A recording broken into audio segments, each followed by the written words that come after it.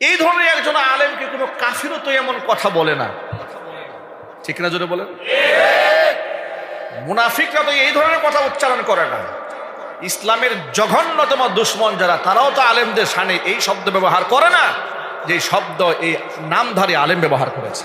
উপমহাদেশের শ্রেষ্ঠতম শেখুল হাদিস এবং গ্রহণযোগ্য আলেম, আমার উস্তাদ, যিনি আমাদেরকে বুখারী আউয়াল পড়িয়েছেন, মুফতি আব্দুল মালিক হাফিজাহুল্লাহ, বাইতুল মুকাররমের খতিব, তার ব্যাপারে জনক এক আলোচক, তিনি যে সমস্ত শব্দগুলো উল্লেখ করেছেন, এত আপত্তিকর শব্দ একজন আলেম হয়ে একজন আলেমের ব্যাপারে মানুষ বলে কি করে? আমার তো মাথায় ধরে না এটা। ধরুন কোনো একটা বিষয় নিয়ে মতবিরোধ থাকতে পারে, ইখতিলাফ থাকতে পারে, ঠিক কিনা জোরে বলেন? মতবিরোধ সাহাবায়ে কেরামের মধ্যে ছিল, তাবিঈদের মধ্যে হয়েছে, তাবিঈনদের মধ্যে হয়েছে, আইম্মায়ে মুজতাহিদিনদের মধ্যে মতবিরোধ হয়েছে বলেই তো এতগুলো মাযহাব হয়েছে। মাযহাব মানে কি? ভিন্ন ভিন্ন রায়, ভিন্ন ভিন্ন মতামত, কোরআন সুন্নাহর আলোকে ভিন্ন ভিন্ন মতাদর্শে তারা প্রতিষ্ঠিত হয়েছেন। কিন্তু কেউ কাউকে গালমন্দ করেননি, কিতাবও আমাদেরকে গালমন্দ শেখায়নি। আপনি কুদুরি পড়েন, শারহুল বিকায়া পড়েন, শারহুল মাআনিল আসার পড়েন, কিংবা বুখারী, মুসলিম, তিরমিজি, আবু দাউদ, নাসাঈ, এই সমস্ত হাদিসের কিতাব থেকে যখন ফিকহ চর্চায় আপনি যাবেন, দেখবেন যে ইখতিলাফাতগুলো এমনভাবে তুলে ধরা হয়েছে যে আমরা যেহেতু হানাফি মাসলাকের লোক, ইমাম শাফিঈ, ইমাম আহমদ ইবনে হাম্বল, ইমাম মালিক রাহিমাহুমুল্লাহ, তাদের বক্তব্যগুলো তুলে ধরেছেন। সাথে সাথে ফিকহের কিতাবে তারা যে মন গড়া কথা বলেনি, তাদের দলিল উল্লেখ করেছেন, হাদিস উল্লেখ করেছেন। কিন্তু তাদের দলিল, তাদের হাদিস উল্লেখ করার পরে আমরা সেটা না মেনে আরেকটা দলিল আমরা কেন মানি? সেখানে হাদিস উল্লেখ করা হয়েছে, আয়াত উল্লেখ করা হয়েছে, তাদের নামটা উচ্চারণ করার সময় প্রত্যেকটা পরতে পরতে রাহমাতুল্লাহি আলাইহি উল্লেখ করে তাদের জন্য দোয়া করা হয়েছে। কিতাব পড়ে আলেম হয়ে ইখতিলাফের মাসআলায় ভিন্ন মত থাকলে তাদের জন্য দোয়া করে বক্তব্য দিতে হয়। এই শিক্ষায় শিক্ষিত হয়ে মানুষ কি করে ভিন্ন মত থাকলে তাকে তার নিয়ে, তার সৃষ্টিগত গুণাগুণ নিয়ে মানুষ ব্যঙ্গ বিদ্রুপ করতে পারে, এটা আমার মাথায় ধরে না। অশ্লীল কথা কি করে বলেন? মুফতি আব্দুল মালিক হাফিজাহুল্লাহকে এই ব্যক্তিটা বলেছে বুচ্চা মৌলবী। একটু যদি বলেন নাউজুবিল্লাহ। দেখে বলেছে যে তাকে দেখলে নাকি ফকিরের বাচ্চার মতো লাগে। আহারে, আমার তো মুফতি আব্দুল মালিক হাফিজাহুল্লাহর চেহারা দেখলে ইতিহাসের পাতা থেকে লুকমান হাকিমের কথা মনে পড়ে। কেন?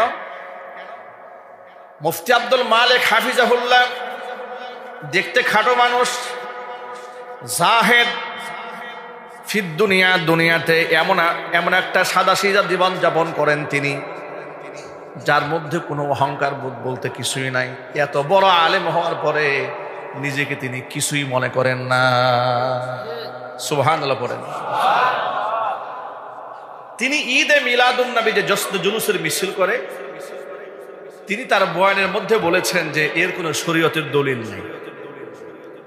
এ কথা বলার অপরাধে বাস তাকে বুচ্চা মৌলবী, খাটো মৌলবী, ফকিরের বাচ্চা, দেইলিম কালাম নাই, মিসকিনের মতো লাগে, এই ধরনের শব্দগুলো ব্যবহার করে করে কটাক্ষ করেছে। চিৎকার বলে নাউজুবিল্লাহ। যারা করেছে তারা আপনাদেরকে আশিক রাসূল দাবি করে বসে আছে। এই ধরনের একজন আলেমকে কোনো কাফিরও তো এমন কথা বলে না, ঠিক না? জোরে বলেন। মুনাফিকরা তো এই ধরনের কথা উচ্চারণ করে না।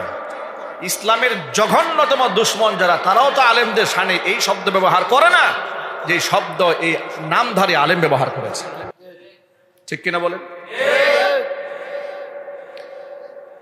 উনাকে দেখলে আমার লুকমান হাকিমের কথা কেন মনে পড়ে শুনে। লুকমান হাকিম দেখতে কালো মানুষ ছিলেন, খাটো মানুষ ছিলেন, ঠোঁট মোটা, দাঁত ধবধবে সাদা, ওই যে কালো মানুষ দেখলে যেরকম হয়। কিন্তু লুকমান হাকিমের যে বর্ণনা এসেছে তার চেয়ে আব্দুল মালিক হাফিজাহুল্লাহর চেহারা অনেক সুন্দর, মাশাআল্লাহ। চেহারার মধ্যে একটা মাসুম একটা ভাব মনে হয়, নিষ্পাপ একটা ভাব তার চেহারার মধ্যে ফুটে উঠছে। সুবহানাল্লাহ বলেন। কেন মনে হলো শোনেন, কোন দিক থেকে মিলালাম। লুকমান হাকিমকে আল্লাহ তাআলা এত বেশি ইলম দান করেছিলেন, কোরআনে কারীম আল্লাহ পাক তার প্রশংসা করে বলেছেন, ওয়ালাকাদ আতাইনা লুকমানাল হিকমা, আমি আল্লাহ তাআলা লুকমানকে হিকমত দান করেছিলাম।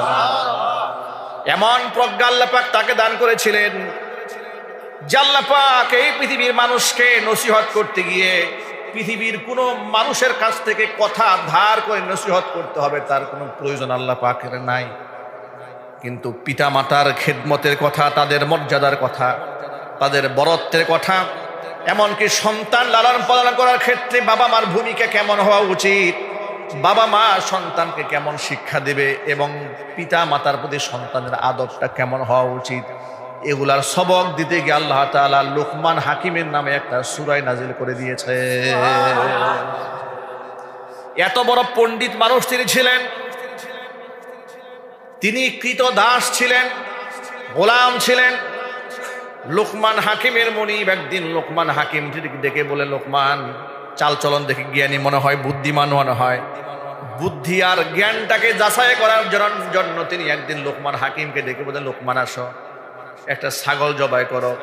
ছাগল জবাই করে এই প্রাণীর সবচাইতে নিকৃষ্ট দুটা অঙ্গ কেটে আমার সামনে হাজির করে দাও।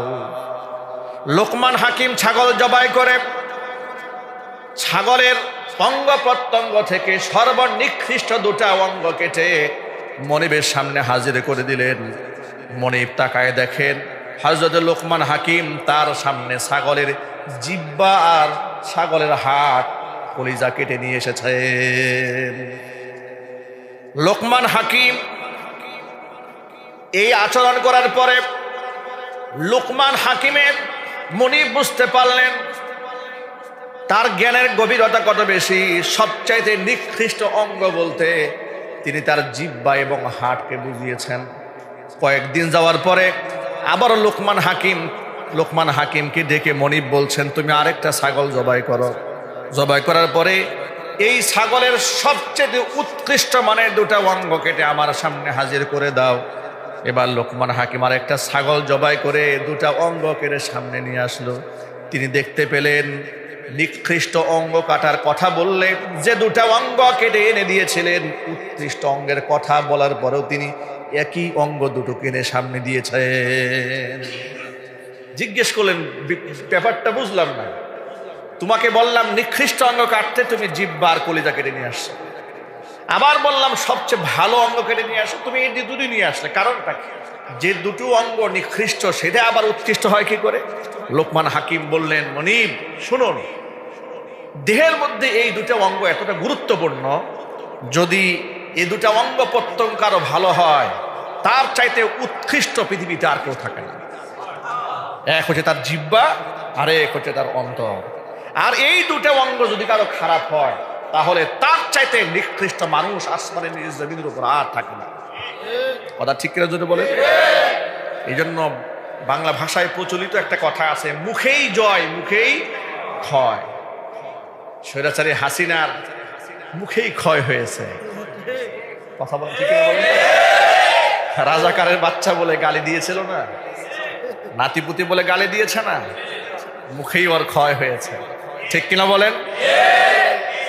ওই যে ডাকসু নির্বাচনে মুখে ওদের ক্ষয় হয়েছে। কাদের? যারা বলেছে ইসলামপন্থীদেরকে বলেছে এরা হচ্ছে পাকিস্তানি, এরা হচ্ছে রাজাকার, এরা হচ্ছে মৌলবাদী, মুখে এদের ক্ষয় হয়েছে। সচেতন নাগরিকদেরকে আর ইন্ডিয়ান ট্যাবলেট আপনি আর খাওয়াতে পারবেন না। যারা ইন্ডিয়ান ট্যাবলেট এদেশে ফ্রি করে বেড়াতো, এদেশে তাওহীদি মুসলমানরা এদেরকে প্যাকেট করে হেলিকপ্টারে উঠাইয়া দাদা বাবুদের কুলে উঠাই দিয়েছে। ওই ট্যাবলেট এদেশে আর চলবে না। এই পচা গান্দা ট্যাবলেট নিয়ে মাঠে যেই নামবে জুতার বাড়ি সেই খাবে, একদম পরিষ্কার। ঢাকা ইউনিভার্সিটিতে হিজাব নিয়ে ওরা কটাক্ষ কম করে নাই। বিগত জীবনে ইউনিভার্সিটির পর্দানিসীন মেয়েদেরকে পরীক্ষার হলে যেন পর্দা করে ঢুকতে না পারে আইন করে দিয়েছে মুখ খুলে ঢুকতে হবে। এভাবে আমার পর্দানিসীন বোনদেরকে ওরা কষ্ট দিয়েছে। দাড়ি টুপি পাঞ্জাবি জুব্বা পরা মানুষগুলো ইউনিভার্সিটি লেখাপড়া করলে তকমা দিয়েছে এ জামাত, এ শিবির, এ রাজাকার, এ আলবদর, এ জঙ্গি সংগঠনের লোক ইত্যাদি কথা বলে ইসলামপন্থীদেরকে আঘাত করেছে। এমনকি ভালো একটা সাবজেক্ট নিয়ে বিশ্ববিদ্যালয়ে ইসলামপন্থীদেরকে পড়তেও দেয় নাই। যদি দেখে যে ব্যাকগ্রাউন্ড মাদ্রাসা থেকে আসছে, দেখা যায় তো সে কোথা থেকে এসেছে, ব্যাকগ্রাউন্ড মাদ্রাসা থেকে এসেছে, তাকে পলিটিক্যাল সায়েন্স নিয়ে পড়তে দেওয়া হবে না, তাকে ম্যাথমেটিক্স নিয়ে পড়তে দেওয়া হবে না, তাকে ইংলিশ ডিপার্টমেন্টে দেওয়া হবে না, ইংরেজিতে অনার্স মাস্টার তাই করতে দেওয়া হবে না। কি পড়বা? ইসলামিক স্টাডিজ নাও। তুমি মাদ্রাসা থেকে আসছো, তুমি রাজনীতিবিদ হয়ে কি করবে? তুমি ভবিষ্যতে ডিসিএসপি ওসি হয়ে গেলে তো আমাদের সর্বনাশ, আমাদের চুরি করা বন্ধ হয়ে যাবে। এইভাবে বৈষম্য করা হয়েছে মাদ্রাসা শিক্ষার্থীদের সাথে। আল্লাহ পাকের কি ফয়সালা! জুলাই আগস্টের বিপ্লব সাধিত হলো। যাদেরকে সারা জীবন রাষ্ট্রের বোঝা বলে সন্ত্রাস, জঙ্গি, মৌলবাদী, দেশের শত্রু, রাষ্ট্রের শত্রু, নারীদের শত্রু বলে বলে কটাক্ষ করেছে।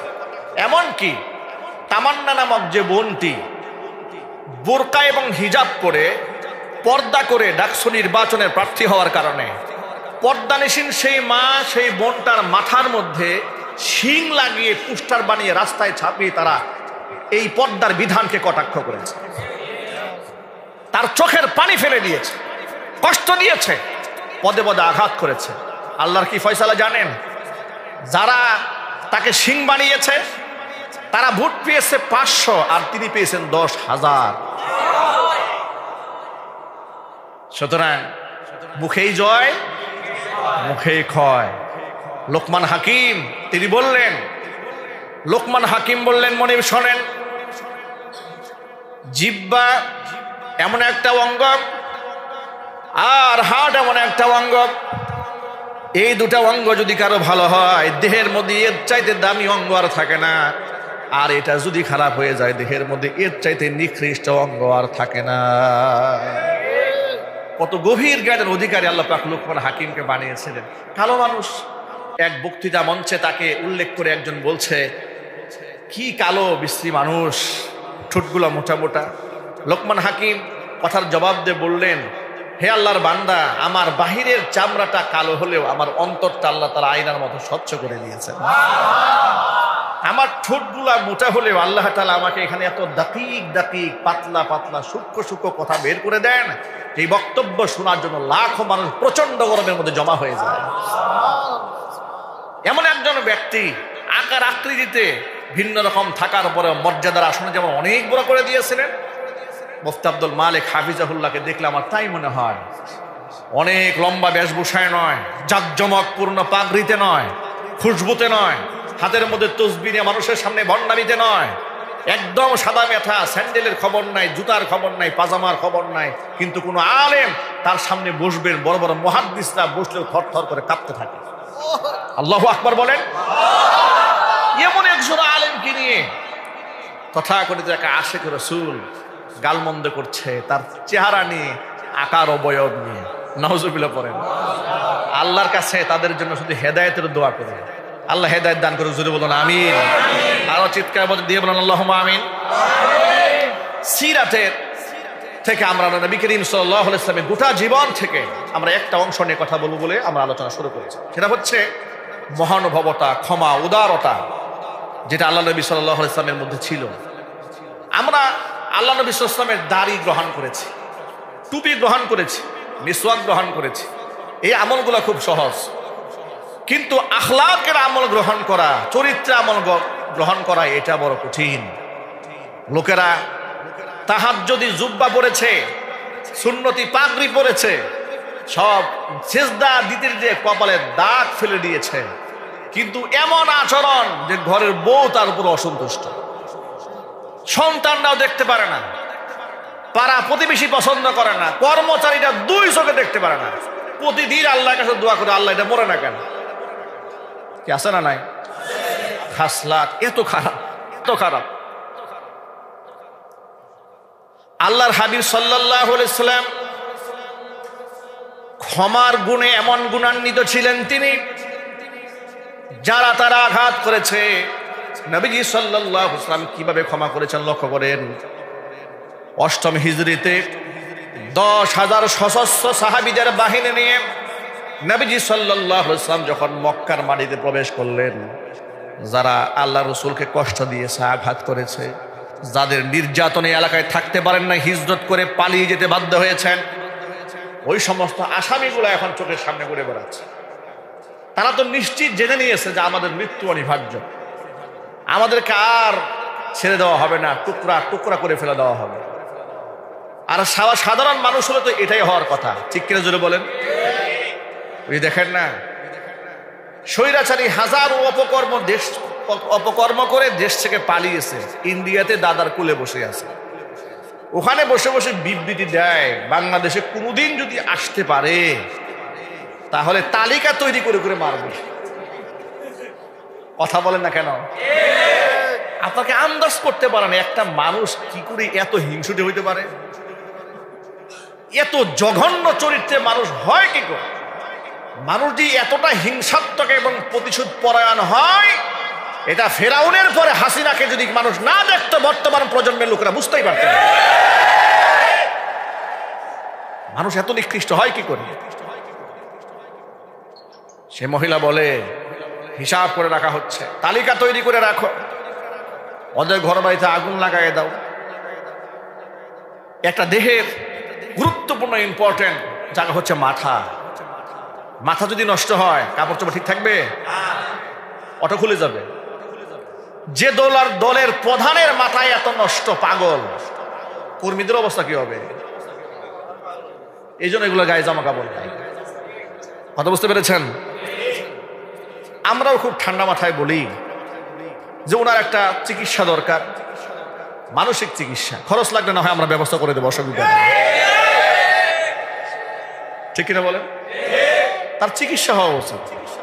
এতগুলো মানুষ খুন করার পরে যারা আত্মা কাঁপে না, হৃদয় গলে না, অনুতপ্ত হয় না, অনুশোচনা জাগ্রত হয় না, তো পাগল ছাড়া বলবেনটা কি তাকে? ঠিক কিনা যদি বলেন? আল্লাহর কাছে এই ধরনের লোক তো হেদায়েত হবে না। শুধু এই দোয়াই করব, নিকৃষ্ট পতন আল্লাহ পাক দিয়েছ, নিকৃষ্ট মৃত্যু তুমি দান করো, যাতে পৃথিবীর ইতিহাসে ফিরআউনের মতো সেও স্মরণীয় হয়ে থাকে।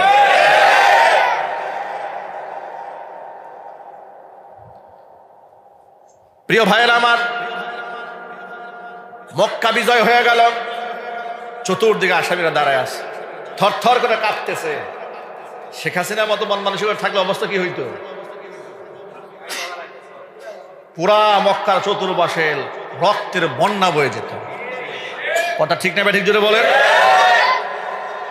রক্তের বন্যা বয়ে যেত, রক্তের হোলি খেলা হয়ে যেত। মুহাম্মদ সাল্লাল্লাহু আলাইহি ওয়াসাল্লাম কাবা ঘরের চত্বরে গিয়ে দাঁড়ালেন, কাবা ঘরের সামনে দাঁড়িয়ে মক্কাবাসীকে আহ্বান করলেন, এই মক্কার লোকেরা শোনো, তোমরা আজকে আমার কাছ থেকে কি ব্যবহার আশা করো? মক্কার লোকের কলিজা কাঁপতেছে, ভেতরে কাঁপতেছে, মুখে থরথর কণ্ঠে, ভীত কণ্ঠে সন্তুষ্ট হয়ে বলছে, মুহাম্মদ, আমরা তোমাকে সর্বশ্রেষ্ঠ ভাই মনে করি, এমনকি সর্বশ্রেষ্ঠ ভ্রাতুষ্পুত্র মনে করি, ভাতিজা মনে করি। পৃথিবীর মধ্যে সবচেয়ে ভালো একজন ভাই তার ভাইয়ের সাথে যে আচরণ করে, ভ্রাতুষ্পুত্র তার চাচাদের সাথে যে আচরণ করতে পারে, তোমার কাছ থেকে আমরা সেই আচরণটাই আশা করি।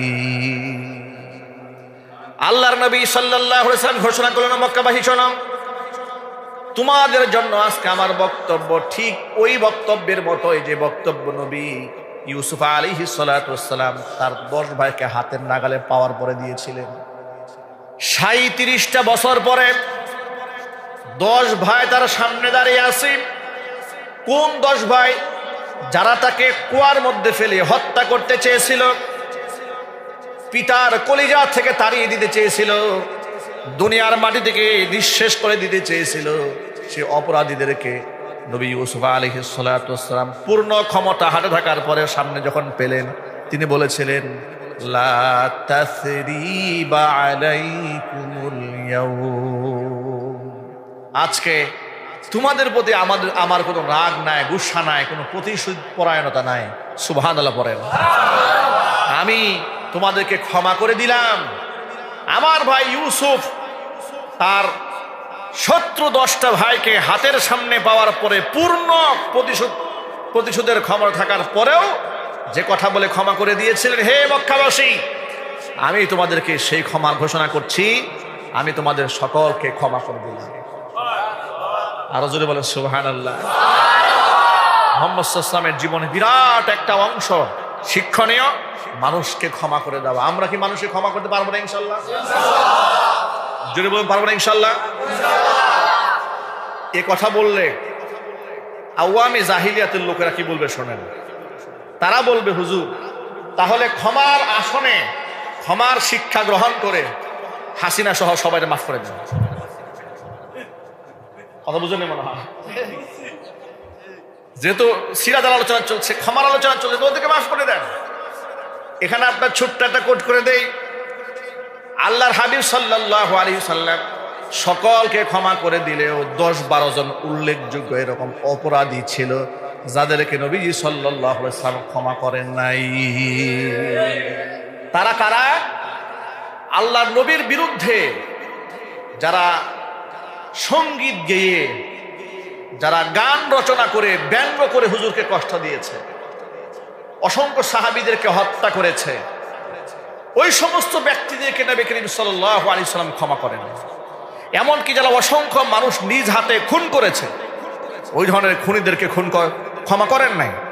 তবে 10-12 জন মধ্যে উল্লেখযোগ্য কিছু ব্যক্তি এরকম ছিল যাদেরকে নবী করিম সাল্লাল্লাহু আলাইহি সাল্লাম পরবর্তী ক্ষমা করে দিয়ে, তাদের মধ্যেও যাদেরকে ক্ষমা করেন নাই প্রাথমিক পর্যায়ে, তারাও এক পর্যায়ে নবী করিম সাল্লাল্লাহু আলাইহি সাল্লামের কাছে এসে ক্ষমা পেয়ে গিয়েছেন। চিল্লায় কোন সুবহানাল্লাহ। ক্ষমা পান নাই কয়েকজন ব্যক্তি। এর মধ্যে আব্দুল্লাহ ইবনে খাতাল এক ব্যক্তি ছিল, তার দাসী সহ মুহাম্মদ সাল্লাল্লাহু আলাইহি ওয়াসাল্লাম তাদেরকে ক্ষমা করেন নাই, তাদেরকে হত্যা করা হয়েছে। হাতে গোনা কয়েকজন ব্যক্তিকে হত্যা করা হয়েছে। কেন হত্যা করা হয়েছে? যারা নিজেরা সরাসরি নিজের হত্যার সাথে জড়িত ছিল। সুতরাং আওয়ামী জাহিলিয়াতের ওই সমস্ত ব্যক্তি যারা খুন করেছে তাদের খুনের প্রায়শ্চিত্ত ভোগ করতে হবে।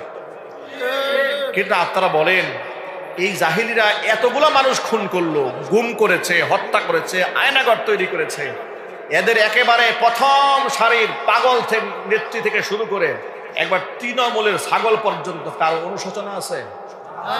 চিৎকার দিয়ে বলেন আছে? মনে কোনো ব্যথা আছে, দুঃখ আছে, কষ্ট আছে? বরং আছে প্রতিশোধ পরায়ণতা। আমরা বলি বাংলাদেশে প্রতিশোধ পরায়ণতার চিন্তা নিয়ে এই মাটিতে রাজনীতির করার সুযোগ আর কেউ পাবে না ইনশাআল্লাহ। এই মাটিতে উদারতার ইসলাম কায়েম হবে, খেলাফত কায়েম হবে, ইসলামের রাজ কায়েম হবে ইনশাআল্লাহ। তার সুবাতাস বইতে শুরু করেছে ঢাকা ইউনিভার্সিটি থেকে। আমি বলবো না তারা ওখানে খেলাফত কায়েম করে ফেলেছে, অন্ততপক্ষে এতটুকুন তো বলা যায় যে তারা ইসলামপন্থী লোক। এ কথা বলতে কি আপনাদের কষ্ট হয় নাকি? হিংসা হয়? কিছু লোকের হিংসা হয়। আমার প্রশ্ন হচ্ছে, বাংলাদেশ তো 100% ইসলামিক রাষ্ট্র নয়। আপনি প্রথমে 100% স্বপ্ন কি করে দেখেন? যেখানে হিজাব পরাই নিষিদ্ধ, যেখানে প্রকাশ্যে ফ্রি মিক্সিং হয়, যে মাটিতে গাঁজা সেবন হয় বাধা নাই, কিন্তু নামাজ পড়লে বাধা দেওয়া হয়, সেখানে আল্লাহু আকবার স্লোগান দেওয়া সহজ ব্যাপার? কথা বলেন সহজ ব্যাপার? সেখানে ইসলামের কথা বলা সহজ ব্যাপার? মসজিদের মিম্বার বসে ইসলামের কথা বলা সহজ, কিন্তু ঢাকা বিশ্ববিদ্যালয় গাঁজাখুরদের চত্বরে দাঁড়িয়ে রামবানদের কলিজার মুখে দাঁড়িয়ে আল্লাহু আকবার বলা সহজ কাজ নয়। যারা এগুলো করেছে তাদের জন্য দোয়া করেছে, ঠিক কিনা বলেন? তাদের জন্য দোয়া করেন। অন্তত পক্ষে ঢাকা ইউনিভার্সিটিতে এখন থেকে ওই যে না পুরুষ না নারী, ট্রান্সজেন্ডার, পুরুষ হয়ে মহিলা হয়ে ঘুরে বেড়ায়, মহিলা হয়ে পুরুষ হয়ে ঘুরে বেড়ায়, এই শ্রেণীর সংখ্যা এখন অটোমেটিক কমে যাবে, ঠিক কিনা বলে? অটো কমে যাবে। ওই যে আপনার মেগি হাতা ব্লাউজ পরে ইউনিভার্সিটিতে আসবে, এই সাহস হলে আর দেওয়া হবে না। ওই হিজাব নিয়ে কটাক্ষ করবেন, তার দিন শেষ। কারণ নাস্তিকদের কবর রচনা করে হিজাব হিজাব স্লোগানে ঢাকা বিশ্ববিদ্যালয় মুখরিত হয়েছে। এটা হচ্ছে একটা আভাস মাত্র। এদেশের মানুষ যে ইসলামপন্থীদেরকে ভালোবাসে, পছন্দ করে, এটা একটা পূর্বাভাস মাত্র। সুতরাং আমি সকল ভাইদেরকে বলছি, সকলেই ইসলামের জন্য চেষ্টা করেন, বলেন ইনশাআল্লাহ। আল্লাহ যেন কবুল করেন, জোরে বলুন আমিন। ভাইরা আমার, মূল কথায় ফিরে আসি। আল্লাহর নবী সাল্লাল্লাহু আলাইহি ওয়াসাল্লামের ক্ষমার যে গুণ তার মধ্যে ছিল, ওই গুণ যদি আমরা নিজেরা ধারণ করতে পারি, তাহলে আমরা সত্যিকার অর্থে আশিক রাসূল হয়ে যাব। নবী করিম সাল্লাল্লাহু আলাইহি ওয়াসাল্লাম একদিন বসে আছেন সাহাবায়ে কেরাম পরিবেষ্টিত অবস্থায়।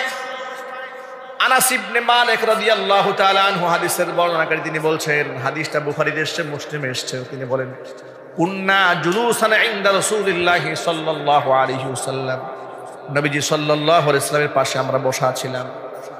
এই মুহূর্তে আল্লাহ নবী আমাদের মধ্যে ঘোষণা করলেন, ও সাহাবীরা শোনো, এই মুহূর্তে তোমাদের মাঝে একজন জান্নাতি ব্যক্তির আগমন ঘটবে। এই কথা বলতে না বলতেই আনাস ইবনে মালিক বলেন, একেবারে সাধারণ একজন আনসারী সাহাবীকে দেখলাম, তিনি আসলেন, ওযু করে এসেছেন, দাড়িগুলো ওযুর পানিতে ভেজা, বাম হাতে জুতাটা নিয়ে দাঁড়ায় আছেন, একদম সাদা মাঠা মানুষ। নবী করিম সাল্লাল্লাহু আলাইহি ওয়াসাল্লাম তার ব্যাপারে বলেছেন, উনি জান্নাতি মানুষ। পুরা মজলিসের লোকেরা কিংকর্তব্য বিমূঢ় হয়ে হতবাক হয়ে তার দিকে তাকিয়ে আছে। তিনি আবু বকর নন, ওমর নন, ওসমান নন, এরপরে হযরত আলী নন, সাদ বিন আবি ওয়াক্কাস নন, আব্দুর রহমান ইবনে আউফ নন, একেবারে একজন অখ্যাত একজন আনসারী ব্যক্তি। নবীজি সাল্লাল্লাহু আলাইহি ওয়াসাল্লাম তার ব্যাপারে জান্নাতের ঘোষণা দিলেন। আবার দ্বিতীয় দিন মজলিসে বসে আছেন, হুজুর বললেন, এই মুহূর্তে তোমাদের মাঝে একজন জান্নাতি ব্যক্তি প্রবেশ করবেন। আনাস ইবনে মালিক বলেন, তাকে দেখি গতকাল যেই লোকটা এসেছে, আল্লাহর নবী ঘোষণা দেওয়া মাত্র সেই লোকটা আবার এসে হাজির। সেই সাধারণ মানুষ এসে হাজির, অবাক বিস্ময়ে তাকিয়ে আছে। নবী করিম সাল্লাল্লাহু আলাইহি ওয়াসাল্লাম এইটুকু লোকটাকে জান্নাতি বলছে। আবার তৃতীয় দিন নবীজি সাল্লাল্লাহু আলাইহি ওয়াসাল্লাম বললেন, এই মুহূর্তে তোমাদের মাঝে একজন জান্নাতি ব্যক্তির আগমন ঘটবে। আনাস ইবনে মালিক বলেন, অপেক্ষায় রইলাম কোন ব্যক্তি আসে দেখি। তাকায় দেখি, বিগত 2 দিন যার ব্যাপারে নবীজি জান্নাতি ঘোষণা দিয়েছেন, তিনি তৃতীয় দিন এসেও হাজির। আব্দুল্লাহ ইবনে আমর ইবনুল আস রাদিয়াল্লাহু তাআলা আনহু, তিনি বলছেন, আমি তিন দিন রাসূলের মুখ থেকে এই ব্যক্তির ব্যাপারে জান্নাতের সুসংবাদ শোনার পরে আমি তার মধ্যে এমন বিশেষ কোন আমল আছে এটা দেখার জন্য আমার মধ্যে একটা কিউরিসিটি জাগ্রত হলো, যে আমি দেখবো তার মধ্যে কি আমল আছে। কিন্তু তাকে আমি দেখবো কি করে, জানবো কি করে? এই জন্য একটা কৌশল অবলম্বন করে তিনি একটা কথা বললেন। তাকে বললেন, যে আল্লাহর বান্দা, ভাই, আনসারি ভাই, শোনেন, আমার বাবার সাথে একটা ঝগড়া হয়েছে। আমি বাড়ি যাব না 3 দিন, থাকার জায়গা নাই। আমি 3টা দিন আপনার সাথে থাকতে চাচ্ছি, আমাকে রাখবেন? তিনি বললেন, কোনো অসুবিধা নেই, আপনি আমার সাথে থাকেন। 3 দিন থাকলেন। তিনি বলেন, আমি 3 দিন 3 রাত তার সাথে অবস্থান করলাম। তাকে বুঝতেও দেই নাই আমি কেন তার সাথে আছি, কিন্তু বিশেষ কিছুই পাইলাম না। শুধু এতটুকু দেখেছি, রাতের বেলায় তার ঘুম ভেঙে গেলে ঘুম থেকে উঠে কিছুক্ষণ জিকির আজকার করে ঘুমায় থাকে ফজর পর্যন্ত, ফজরের সময় উঠে যায়, বিশেষ কোনো আমল নাই। তখন আমি তাকে মুখ খুলে বলেই ফেললাম, যে ভাই, আমি যে বলেছিলাম যে বাবার সাথে আমার একটা দ্বন্দ্ব হয়েছে, আসলে কিছুই হয় না, আমি তোমার আমল দেখতে এসেছি। আল্লাহ নবী সাল্লাল্লাহু আলাইহি ওয়াসাল্লাম তোমাকে 3 দিন জান্নাতি ব্যক্তি বলে ঘোষণা করেছেন, কি আমল তোমার মধ্যে আছে একটু বলো তো। তিনি বললেন, প্রিয় ভাই শোনেন, আমার মধ্যে বিশেষ তেমন কোনো আমল নাই। রাতের বেলায় বিছানায় যখন আমি শুতে যাই, আমি আল্লাহকে বলি, রব্বুল আলামিন, পৃথিবীর কোনো মুমিন মুসলমানের উপর আমার অন্তরের মধ্যে কোনো হিংসা নাই, কোনো বিদ্বেষ নাই, কোনো রাগ নাই, কোনো ক্ষোভ নাই, গুসা নাই। এমন কি এই দুনিয়াতে কোনো মুসলমানকে যদি আল্লাহ তাআলা আমার চাইতে দামি কোনো নিয়ামত দান করেন, তাকে আমি হিংসা করি না, বরং আল্লাহর কাছে তার জন্য দোয়া করি। আল্লাহ নবী সাল্লাল্লাহু আলাইহি ওয়াসাল্লাম বলেছেন, এই আমলটা বড় আমল, এই আমলটা আল্লাহ তাআলা কবুল করে ব্যক্তিকে আল্লাহ পাক জান্নাতে ঘোষণা করে দিয়েছে। আমাদের জন্য শিক্ষা হলো, মানুষকে ক্ষমা করে দেওয়া, বলে আফিনা আনিন নাস, এটা অনেক অনেক কোরআন। আমি কোরআন মাজিদ থেকে ছোট্ট একটা আয়াতে কারিমা আমার খুতবাতে তেলাওয়াত করেছি। আয়াতের মধ্যে আল্লাহ তাআলা বলেছেন যে মুত্তাকি পরহেজগার কারা, যাদের জন্য আল্লাহ পাক জান্নাত রেখে দিয়েছেন, তাদের মধ্যে অনেকগুলো কোয়ালিটি আছে। এর মধ্যে একটা বড় কোয়ালিটি হচ্ছে আল্লাযীনা ইউনফিকুনা ফিস সাররাই ওয়াদ দাররা ওয়াল কাযিমিনাল গায়জ ওয়াল আফিনা আনিন নাস। সচ্ছল এবং অসচ্ছল অবস্থা আল্লাহর রাস্তায় দান করে। ওয়াল কাযিমিনাল গায়জ, ক্রোধকে যারা নিয়ন্ত্রণ করে। ওয়াল আফিনা আনিন নাস, মানুষদেরকে যারা ক্ষমা করে দেয়। কোন সুবহানাল্লাহ। ওয়াল্লাহু ইউহিব্বুল মুহসিনিন, আল্লাহ তাআলা মুহসিনদেরকে ভালোবাসেন। তিনটা জিনিস, এক হচ্ছে ক্রোধ দমন করা, দুই নাম্বার হচ্ছে মানুষকে ক্ষমা করা, এরপরে হচ্ছে মুহসিন হওয়া। মুহসিনদেরকে আল্লাহ ভালোবাসেন। মুহসিন কি হযরত আলী কাররামাল্লাহু ওয়াজহা বলেছেন, মুহসিন কাকে বলা হয়? মুহসিন মানে হচ্ছে যে অপরাধীর উপর ক্রোধকে নিয়ন্ত্রণ করে, দ্বিতীয় মর্তবায় তাকে ক্ষমা করে, তৃতীয় মর্তবায় তার সাথে ভালো ব্যবহার করার নাম হচ্ছে ইহসান করা। তিনটা ধাপ। কয়টা ধাপ যদি বলেন? আবার বলেন, কয়টা ধাপ? এক নাম্বার, অপরাধীকে দেখলে তো মেজাজ খারাপ হবে আপনার, মানে যে আপনার সাথে অন্যায় করেছে, অপরাধ করেছে, আপনি রাগকে কন্ট্রোল করলেন। এক নাম্বার। দুই, তারে ক্ষমা করে দিলেন। কিছু লোক আছে ক্ষমা করে তার সাথে আর কথাবার্তা বলে না, দূরে থাকে। নবী করিম সাল্লাল্লাহু আলাইহি ওয়াসাল্লাম বলেছেন, না, ক্ষমা করে আবার তার সাথে উত্তম আচরণ করো। যদি উত্তম আচরণ করতে পারো, এটা হলো ইহসান। আল্লাহ মুহসিনদেরকে ভালোবাসেন। বলেন আল্লাহু আকবার। আমরা করতে পারবো তো ইনশাআল্লাহ? জোরে বলুন ইনশাআল্লাহ। আমরা আমাদের ভেতর থেকে হিংসা বিদ্বেষ দূর করে দেব ইনশাআল্লাহ। বলেন। দুঃখ লাগে কোথায় জানেন? অশিক্ষিত বড় বড় মূর্খ লোকেরা কোরআন বুঝে না, সুন্নাহ বুঝে না, ইসলাম বুঝে না, তারা হিংসা বিদ্বেষ করে মারা যায়। আলেম হয়েছে, কোরআন পড়েছে, হাদিস পড়েছে, ইসলাম বুঝেছে, ওয়াজ করে, নসিহত করে, এক হুজুর আরেক হুজুরকে দেখতে পারে না। কথা বলেন না, মানে এর কোনো ব্যাখ্যা নেই আমার কাছে। সারা দিন বুখারী শরীফ পড়ায়, বুখারী পড়াতে পড়াতে দাড়ি চুল সাদা বানায় ফেলছে, মন থেকে হিংসাই যায় না। তাহলে সে গাধার মতো হলো, যে গাধা সব বহন করলো। চিনির বস্তা নাকি লবণের বস্তা টের পাইল না। ঠিক কিনা জোরে বলেন? সারা জীবন মানুষকে বোঝালো হাদিস হাদিস হাদিস হাদিস, নিজের মধ্যে হিংসাই দূর করতে পারে না।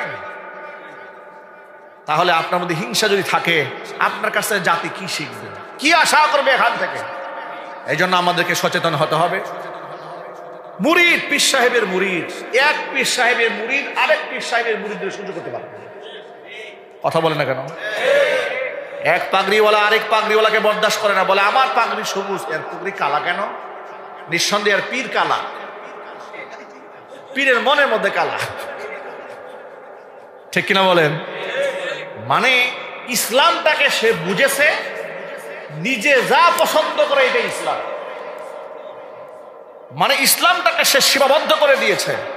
অথচ আল্লাহু রাব্বিল কাবা, টুপির রং কি হবে নির্দিষ্ট, এটা হতেই হবে, এই ঢং হতে হবে, এই ধরনের কোনো বর্ণনা কোরআন হাদিসে কোথাও পাবেন না। টুপি পড়তে মনে হচ্ছে কতক্ষণ পরে, প্রয়োজন হয়েছে খুলে রাখেন, খুলে রাখেন। ক্ষেত খামারে কাজে গেছেন, টুপি রাখার দরকার নাই, টুপি খুলে রাখেন। ঘাম বের হচ্ছে, পরিশ্রম করতে পারে, জুব্বা খুলে কাজ করেন, অসুবিধা নাই।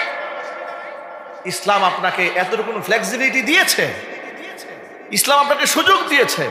কিন্তু এই মৌলবী ইসলাম এমন জায়গায় বুঝছে যে এই যে ইসলাম, এই এতটুকুর মধ্যে আটকাই ফেলেছি, এর বাহিরে যাওয়া যাবে না। আমার মনের বিরুদ্ধে গেলেই তার ঈমান ঠিক নাই, ওর আকীদা ঠিক নাই, এর শরীয়ত বুঝে না, সে দুনিয়াদার হয়ে গেছে। এই চিন্তা চেতনা আসাবিয়াতে আজকে আলেমদেরকে ধ্বংসের মুখে ঠেলে দিয়েছে। আমাদেরকে প্রশস্ত হৃদয়ের অধিকারী হতে হবে, আমাদের প্রশস্ত আত্মার অধিকারী হতে হবে।